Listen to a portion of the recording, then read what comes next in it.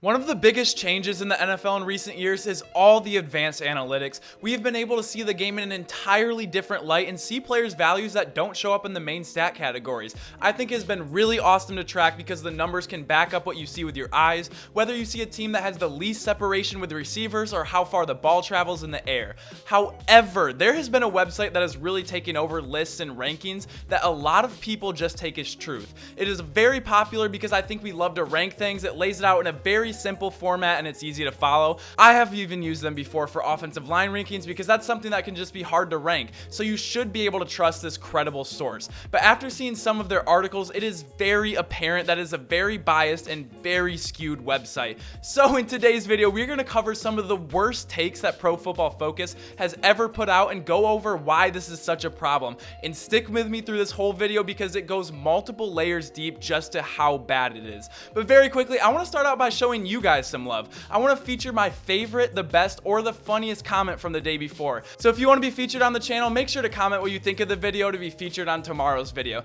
The first one comes from my boy AB, who has been commenting on every single video for months and months now, so it's only fitting that he's the first one today. And he says, Dak doesn't deserve his contract, change my mind. Well, he's asking, let AB know if you agree or disagree and comment to be featured in tomorrow's video. So the first list that we're going to go over by Pro Football Focus, I can only assume was created by people who didn't watch a single snap from any game last season. It is the only explanation. Let's look at what they released at the end of the 2020 season to see who the best receivers of this season were. It goes as follows. I'm just going to throw it up on the screen.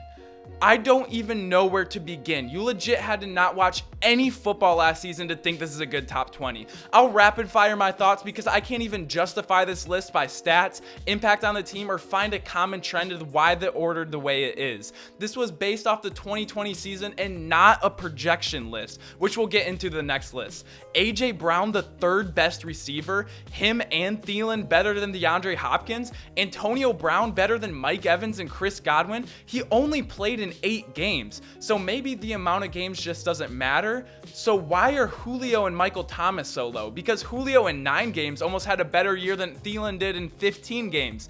And I know by now you see it. Tyreek Hill and DK Metcalf at 17 and 18. Seriously, I don't even want to spend too much time on this list because it's actually that bad, and there are even more twisted things wrong with this site. Not to say that everything on this list is wrong, but after the first guy, I can say this is absolutely one of the worst lists I've seen to date. Well, Jem, maybe they're just bad at analyzing postseason. Maybe their bread and butter comes with their hot take predictions. Well, I can assure you it only gets much, much worse. We're going to look at 2 that have a very similar theme that were very recently posted. The first one that they just posted, the 32 best tight ends entering the 2021 NFL season. I want to make a whole video on tight ends because it's been such an important position and one of the most valuable weapons you can have as a quarterback. There's a debate to be had now that a good tight end can be more important than a good wide receiver. So very important position, and this list should tell us who the best is. So first on the list, we have Travis Kelce. Okay, no complaints. I agree. Second, we have George Kittle. Again, no complaints. Third, we have Darren Waller, and based off of last season, I have to agree because it's not a career list. He is emerging as one of the best tight ends in the entire league. Super happy for him that he's turning his life around. And number 4, we have Kyle Pitts. Okay, pause. Before I sound off on this, let me make something very clear. I think Kyle Pitts is a tight end prospect that we haven't seen in a very long time. His size and speed, his catch radius, all checks off to be off the charts. But the 4th best tight end before even taking a snap, I'm sorry, that is so incredibly disrespectful to the people in the league who have been playing for years, been multiple time Pro Bowlers, and are captains for their team with playoff experience. I don't care what you think he's going to be. I don't see that being any different than making Trevor Lawrence a top 5 quarterback in the league based off of what he did at college and his measurables. How are we supposed to take this list seriously in the slightest when it's so obviously biased and skewed? And there's more I can talk about this list. I think they have Evan Ingram at 14, which is just ridiculous, but we're going to have to move on. And the second one is just as egregious as the first one, and I really can't think why this happened. And stick with me for the last one because it comes even more comical to see how bad their predictions actually play out. The list is the 32 best running backs entering the 2021 NFL season. We need these lists to be accurate, not for some stooge making a list. We need to see this because they're going to be teams that we don't get much attention, and we need to be well informed. So if you don't know how good the Jaguars running back was, this should open your eyes to as a credible source because it is experts making it.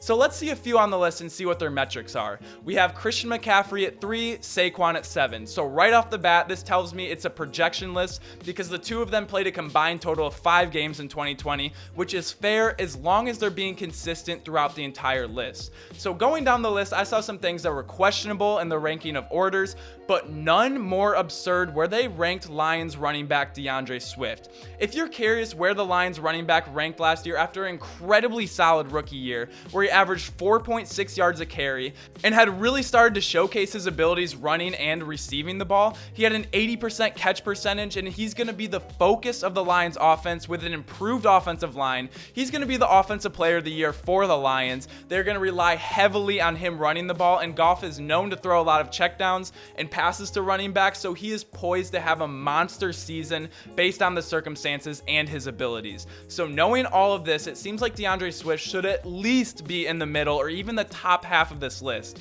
But what if I told you he didn't even make the list? But let's look at some of the people on the list that are in front of him. My first issue, again, is there are 3 rookies on this list before Swift. People who haven't taken a snap in the NFL in front of Swift, who is proven to be a dynamic and highly skilled running back: Najee Harris, Travis Etienne, and Javonte Williams. But let's see who also made it. Tony Pollard?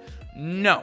Nyheim Hines? No. Chase Edmonds and Kenyon Drake? No. Mark freaking Ingram with the Texans? Hell no. I can go on and on and on. There are rookies and backups and non-productive washed players on this list. This was one of the many red flags I saw with Pro Football Focus that really opened my eyes. So I started doing some more digging because you could say, but Jem, what if they are super good at projecting players and they know how good they're going to be? Maybe DeAndre Swift is going to be horrible and Kyle Pitts is Jesus. Maybe they know what they're going to do because they do countless hours of research and film. Well, let's see a projection list that we actually saw get to be in fruition and see how they did. This article came out last year and it was ranking the top 130 quarterbacks going into the 2020 college football season. I'll link the article in the description so you can see the full list for yourself, but they had Trevor Lawrence at number 1, Justin Fields at number 2, then they had Jamie Newman at number 3 with Georgia, which they do get a pass for because he didn't end up playing. To be honest, I didn't see him as a top elite prospect at Wake Forest, especially not the number 3 spot. But to keep going, they had Minnesota's Tanner Morgan at 5, Sam Ehlinger at 6, and just to name a few more, they had Ohio State's Brock Purdy at 8, Dustin Crum from Kent State at 9. But I bet you're starting to wonder, where are all the quarterbacks that actually got taken in the draft or played really well on this list because they're so good at predicting, right?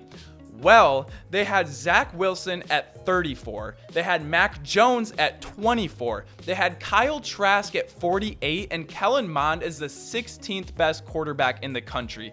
This is truly horrible, and I give them a slight pass, but not even really. They didn't see Mac Jones play because Tua was the quarterback, but the other guys had full seasons of starting, and they were this far off. And I honestly have so many more lists to cover and problems I have with them, but I hope you guys get the idea of how bad this website can be. I think it can be good for some things, but is obviously flawed, and they know that they just make a bunch of money hiring anyone on the internet to use their grading system and pump out endless lists. It's all dog shit, and I hope everyone takes what they say now with a grain of salt and use other sources, because sources aren't a bad thing. Sources are a very good thing. Most people have jobs and can't watch 10 NFL games every Sunday, which is perfectly fine, but they're setting people up to look absolutely foolish if they quote their lists.